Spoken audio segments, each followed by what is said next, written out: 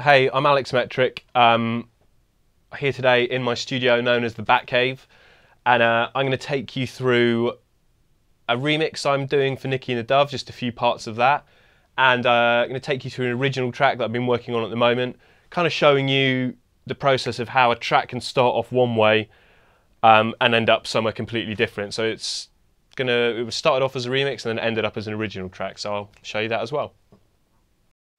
So this track I'm going to show you, I guess, is a good way of showing you the process that showing you the creative process where you can start at one point and end up somewhere completely different. It initially started out as a remix of a track from my album called Golden, which I've been playing out for well over a year now, maybe a couple of years, that's how old it is. You know, one of my favourite tracks I've done from that record, and I just want to try and do an updated version of it. And what the track eventually turned into is something completely different. But yeah, so let's see. The original, just to give you an idea of how different it is, the original sounds like this.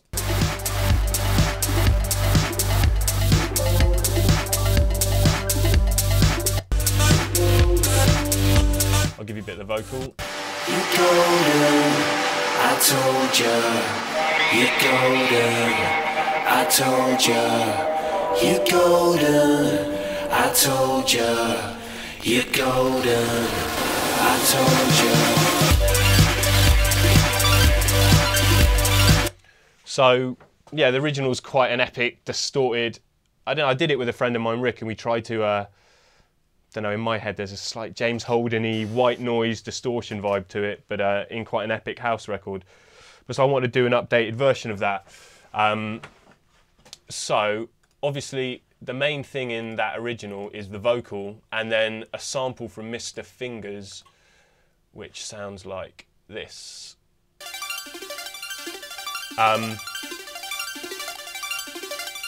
That's actually, to save sampling issues, we got the Mr. Finger sample, then had it replayed. So what you've got there is, yeah, I don't need to worry about the copyright elements to it. So it was that and my original vocal, the Golden vocal, that we started building it around. Well, I'll give you a blast of how it sounded at this stage once I'd got the remix of Golden going.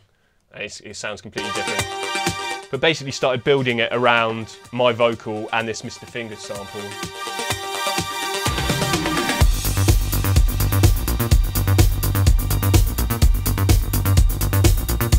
It's got more of a epic kind of disco feel to it.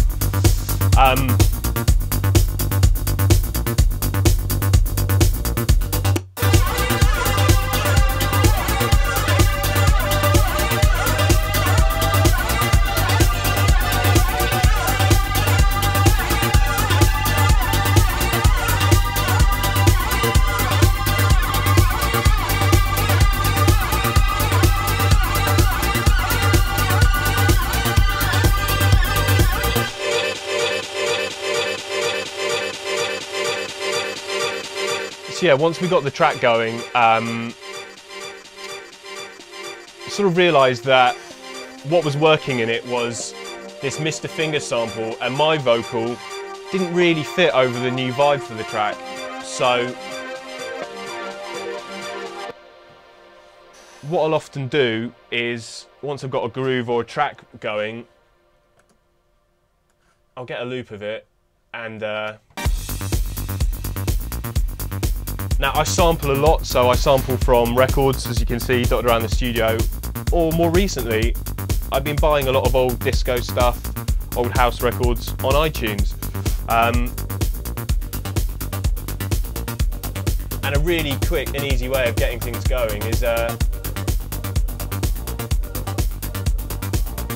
be playing my track from Logic. Hang on, let me mute that. And then I'll just start playing things out of iTunes over the top. I know it's completely out of time, but if things are in key or things are going to fit, you start to get an idea. going to sound like a total mess, but you get what I mean. So from doing that, from just dropping little bits of other tracks over it, I found this vocal sample that was working. I took it out of iTunes into Ableton, and then I'll start getting the timing going on it. And it actually looks like it was in the right key anyway, so it doesn't seem like I've pitched it. Just take the filter off it.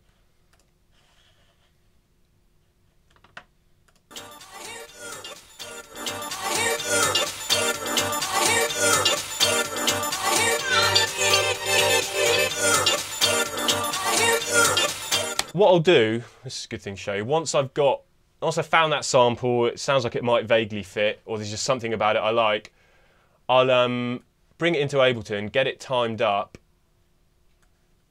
get the whole track timed up, and then just start like pulling chunks out of that track. I like to get a few different possible loops and little bits to use.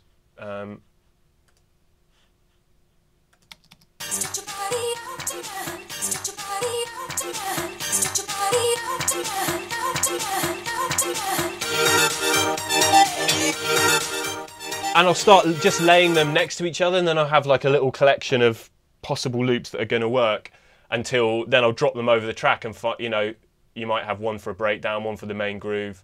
You know, there's a lot of really good little bits in this track. It's a great loop.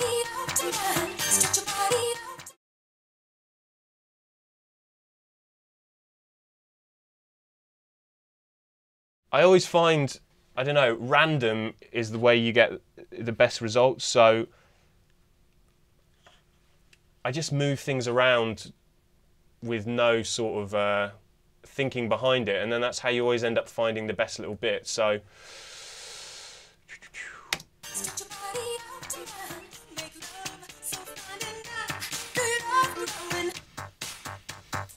I'll just get like a small loop in Ableton, and then I just start moving it around randomly, different points, no real.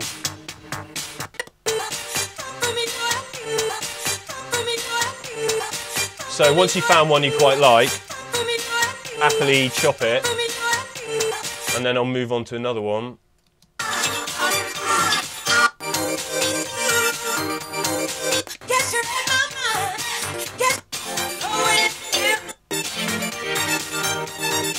Another good one.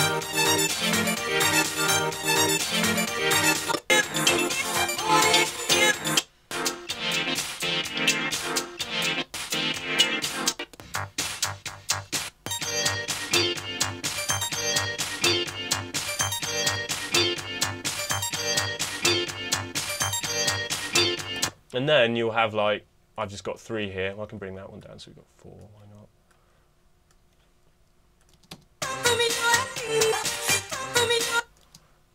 And you know, then once you've got all these tiny little loops, you know, I'll just keep going till I can't find any more bits I like, and then I just start putting them next to each other.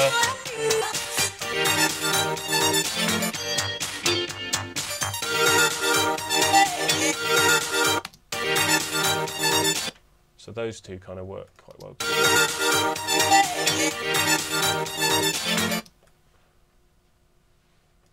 You know, and then once you've got like a little bit of one working,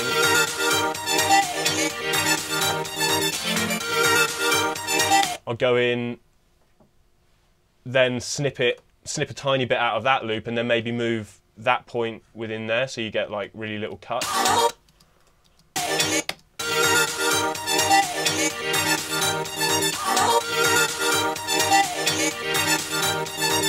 You know, it's great when you just start to make them their own little regions, then you can really get intricate on. And I think that's the important bit, is showing that it's not. I'm not listening to the whole record, trying to find that one particular bit. It's just random. Just start moving things around, and you know, the samples sort of find you, and the right loops appear.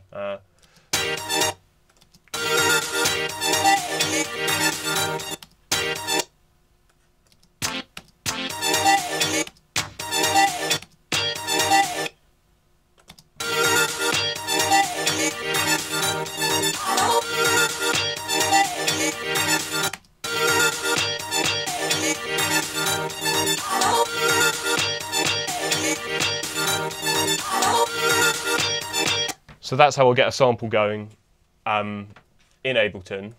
So we'll go back to the track I've been working on. So once I had a loop I liked, I mapped it out.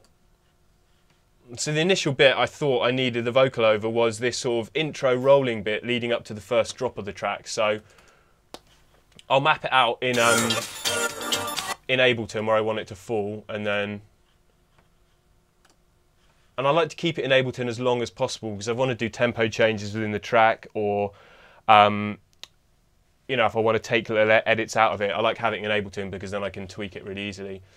So yeah, then I rewired it, mapped out over that bit, and then I've used the Moog UAD Moog filter to do the filtering, and a bit of that Tube Tech compressor, which is wicked. I really, really like that, to sidechain it, get it sounding a bit fatter.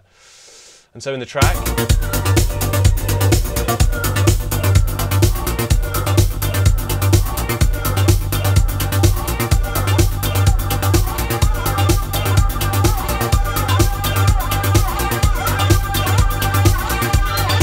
you know, the sample in this track's not meant to be the main hook. Well, you'll see what it turns into later on, but it was just meant to be an extra sound just to add some sonics to it. I don't like tracks being completely made within the computer or just made with synths. I like having samples and things that add a bit of just a bit of crunch and history to a record, you know. It stops them from sounding too plug-in and digital. You know, a lot of the beats are samples off old records and things like that. I always use samples, just like putting a bit of dirt and history into a record. So there's another bit of the sample there, strings going down into it.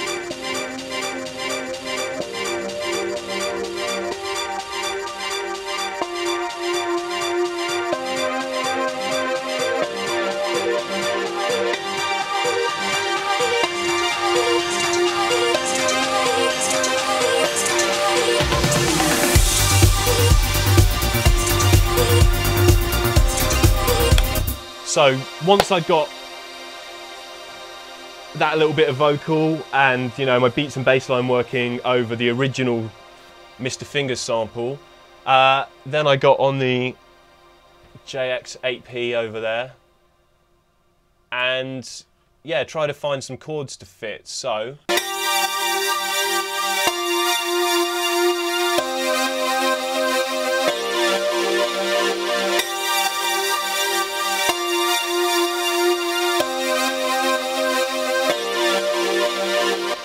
which is really nice epic sound to it, and that would be the JX8P. I think I compressed it really hard through that through the LA610, and it just gave it this really spacey sustained sound. You know, I whacked the decay and sustain up on the synth, but that really adds to it, and I wouldn't record any synth into my computer without going through that. Or this one's, it's good, but you know, that really just adds such an amazing sound to the synths.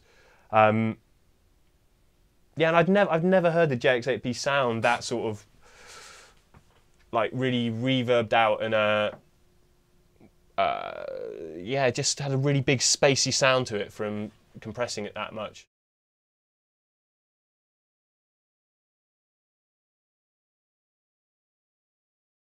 Okay, so the drums in this track are, just got to find the bits. As you can see, my arrangements aren't the tidiest, but I don't know. I just sort of, I get so stuck in and run away with the creative process. I often, maybe I should label things up a bit more. So don't take this as my golden rule to not label things. It's definitely probably a good idea. So I started off with a kick drum, which is, it's from Phoenix, it's from Listomania. I did a remix of Listomania, and I've always liked this kick. It's got like, it sounds like a live kick drum. It's got like a live top to it, but it's got this really subby bottom end to it. It's a great kick drum. So got that. Then over the top I've whacked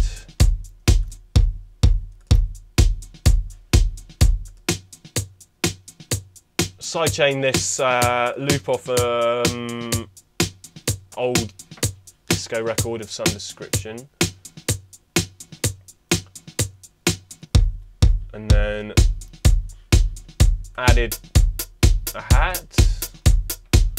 What else? You're mainly working with audio. All these are just little audio chunks. I always do my drums in audio. I just prefer it. And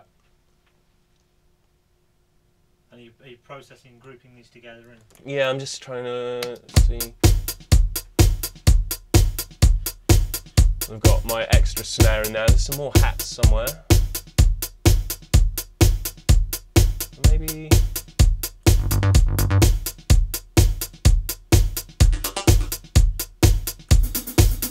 Oh, there you go. There are some MIDI hats that are programmed with this kit core.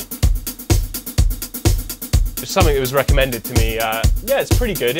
Just for hats and adding a bit of live sounding stuff, it's pretty good. They're not being bussed out.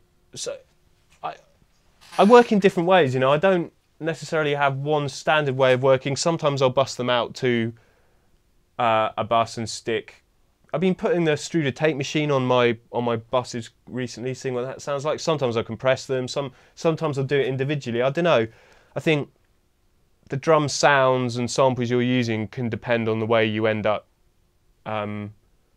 treating them, you know. So for me there's no set way saying I always use this. Although I always use, at the moment, I always use this compressor on every individual bit of the drum. So, you know, I have one of those on the kick, one of those on the hats, one of those on the snare.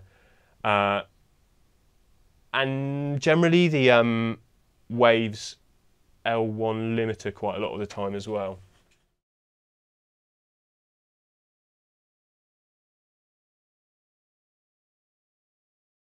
So the bottom of the disco bass line is the Jupiter, Arturia Jupiter. For me, the only soft synths I use are the Arturia ones. I'm trying to think if that's a lie. No, I don't. You know, the Moog Arturia is basically what I've written. I've used on, I think, every record I've made in the last 3 or 4 years. I've used that, and only recently have I got the full collection. You know, up until now, the only soft synth I was using on my old computer here was the Arturia Mini Moog, and I just got to know it and program it enough that I can sort of create any sound I want on it. And I think that's really important, is to not get every plugin just because it's new and because it does some trick that is going to make your record sound like everyone else's record. I think you need to just get a couple of bits of software and get to know them really well, because, you know, everyone can get the newest plugin, use the preset, but eventually someone else is going to use it and your record's just going to sound, yeah, just like everyone else's. I mean, one thing I always make sure, one thing I make sure I don't ever use is what's that plugin, the like Super Trigger-esque one that everyone uses. Oh, Effectrix. Yeah, I never use Effectrix, and when I've had people in going, oh, let's put Effectrix on it, I don't want to use it. For me, it's just, as soon as I hear that plugin on a record, I know it's Effectrix, and it kind of ruins it for me because I know how it's done. You know, I don't really want to, I don't like having that sound where everyone go, oh, right, that's Effectrix, you know. I like people to not necessarily be able to place where a sound is. Obviously now I'm telling you where these sounds are from, but you know what I mean. It's just, I think it's about making your record stand out, and that's why I've got all this outboard gear, because everyone's got cracked copies of plugins, and you know, anybody can knock a track together on a computer now with a reasonable amount of quality. But that's why I've been hoarding analog gear and stuff, just because you want your records to stand apart and want things to sound different to everyone else. So yeah, so the bottom part of the bass line is the Jupiter, and I've whacked it through the Struder to give it a bit of warmth. Can you mute the Struder? Just do it on and off so I can hear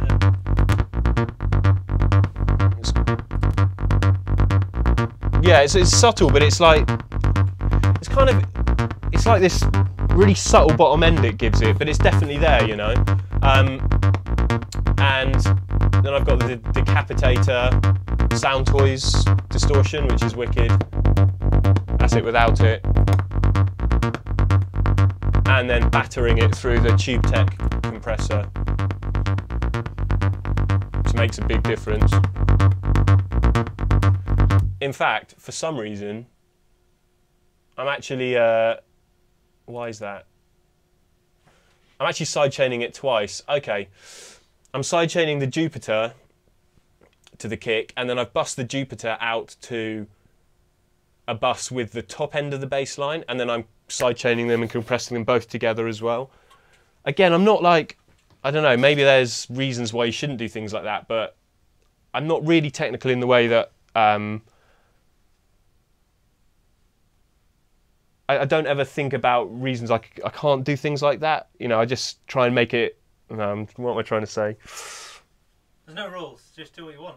Yeah, exactly, there's no rules to it. I mean, you know, I'm sure engineers look and go, oh, he's got 3 compressors on that sound all doing the same thing, but I don't know, it's made it sound fat. So whether it's technically the right thing to do or how you should do it, I don't know, but it's the way I work. I just turn knobs, put things on, and hopefully it works, you know.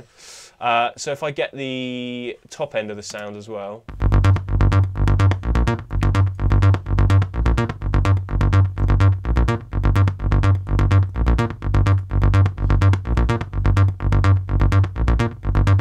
Which is coming in now.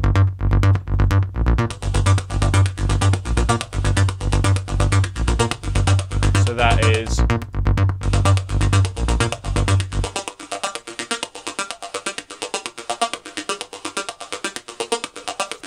So that's my old favourite, the Arturia Mini Moog.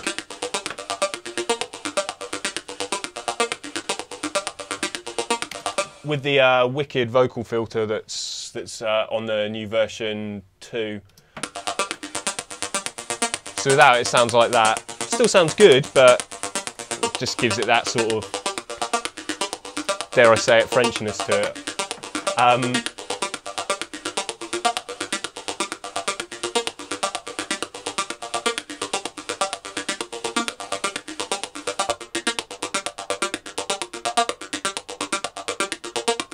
See, and again, here's a weird thing I've just noticed I've done in the arrangement, which I don't know why I've done it, but it has made it, I've got 2 reverbs on it, which is kind of sounds bonkers, but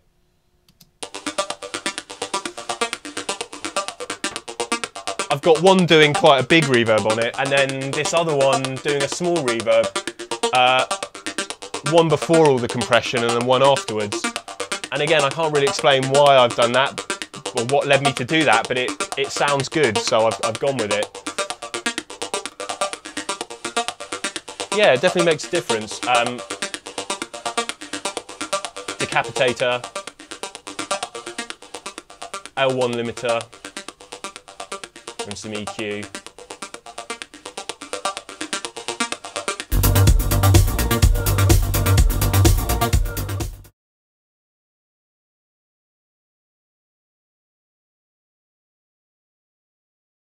So I'll just take you through some of the other sounds that are coming up in this section, and then I'll show you what the tracks ended up as now. So this section, as the vocal comes in before we introduce the chords, needed some effects. So the effects are my Juno, riding the mod wheel a bit. And I've done the same thing up an octave.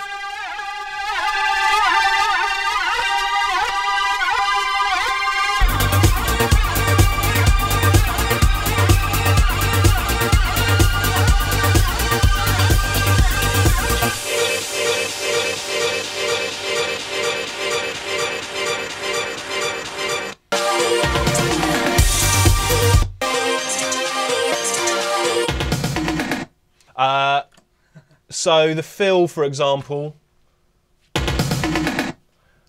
is a sample off an old, I'll show you, I mean I've got I've spent the last 3 or 4 years, well, at least, you know, every couple of weeks I go record shopping.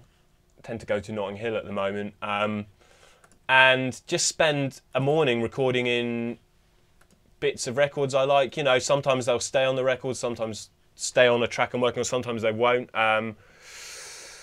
So I've just built up quite a good bunch of folders full of bits off just some, you know, I've got bits from rock records, bits from disco records, but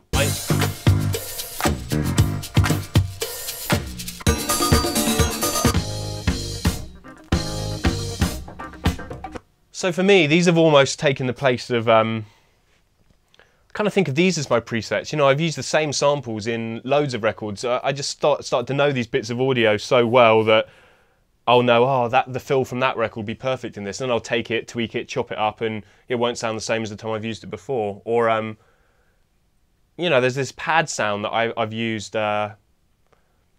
Used it on the Autocrats remix. I've used it on a couple of album tracks. You know, with the power of Ableton, you can reuse these samples. You're not so much using them for their the notes they're playing. You're using them for the tone of them and the quality they bring. So a lot of these samples, yeah, they've sort of become like presets and patches on my computer. So, you know, this fill I'm sure I've used on Discotron before, a version of it, one of my records. But you know, I just knew that it would fit, so I've chucked that in.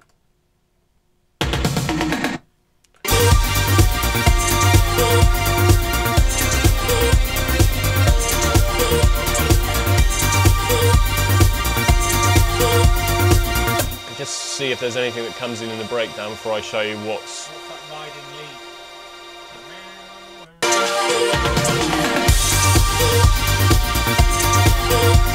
that. Yeah, that's the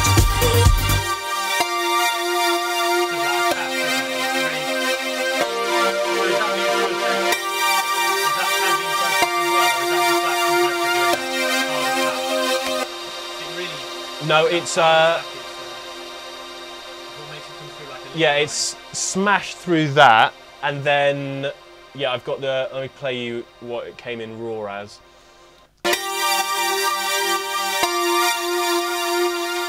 You see, that attack is all from that, and again, it was an accident. I think I was recording bass with somebody, and I'd had it really hard compressing, and then I was just playing on that. And I thought, I just wondered why it sounded so mental. And, you know, again, it's an accident. It was just so happened that I had it that harsh on the compression that it ended up making that sound, you know. It's always happy accidents that make the best parts of a record, I find. So I'll just see if anything comes in here.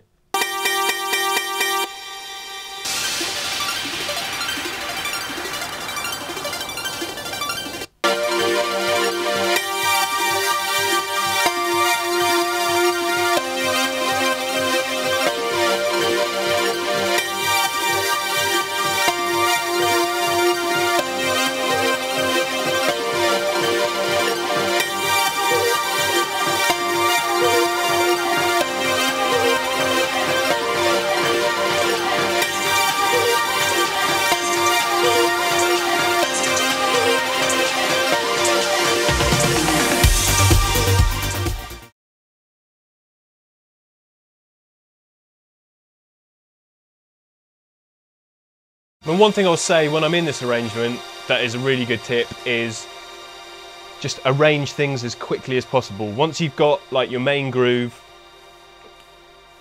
even if you don't necessarily know what the lead line is going to be on it, just start mapping out the arrangement, and then you almost work backwards and fill in the gaps. So with this, you know, once I got that bass line,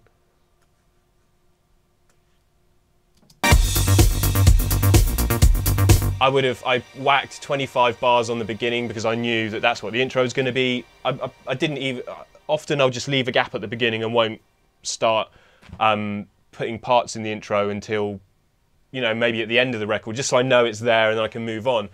And then I'll just, you know, map out a section that, right, this is going to be my section where I'm introducing a sound. Again, you might not have that sound, but you know that you're going to have it going over how many bars. and I knew I was going to have a drop here.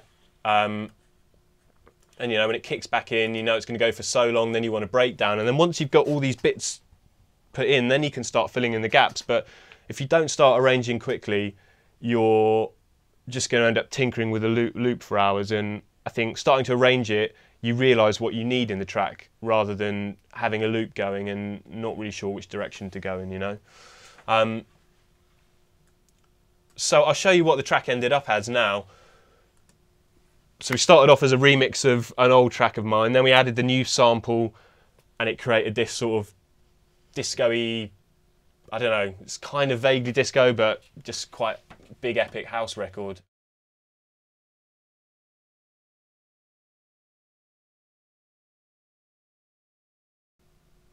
So having that vocal sample in really helped me to get a vibe going and arrange the track. But obviously it's always better to have something original in there.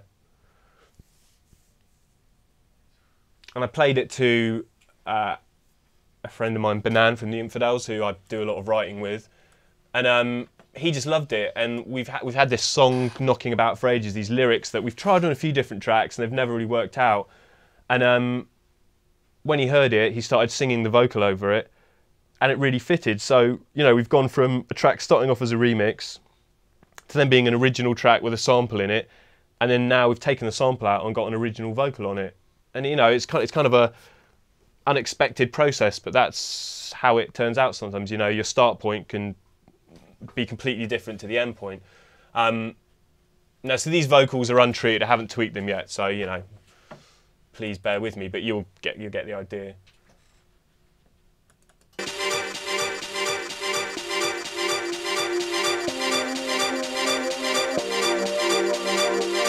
Transmitting like a television, I am beaming out my rays. Transmitting like a television, I am losing all my days.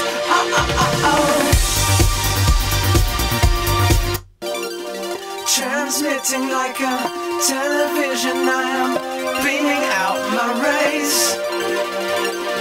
Transmitting like a television, I am losing all my days. Transmitting like a television, I am beaming out my rays. Transmitting like a television, I am losing all my days. Transmitting like a television, I am beaming out my rays. Transmitting like a television, I am losing all my days. Transmitting like a There you go. So now we've got an original vocal on there, and yeah, it needs some work, but I'm really pleased with the direction it's gone in. So yeah, I guess that's a good display of the weird directions a track can turn.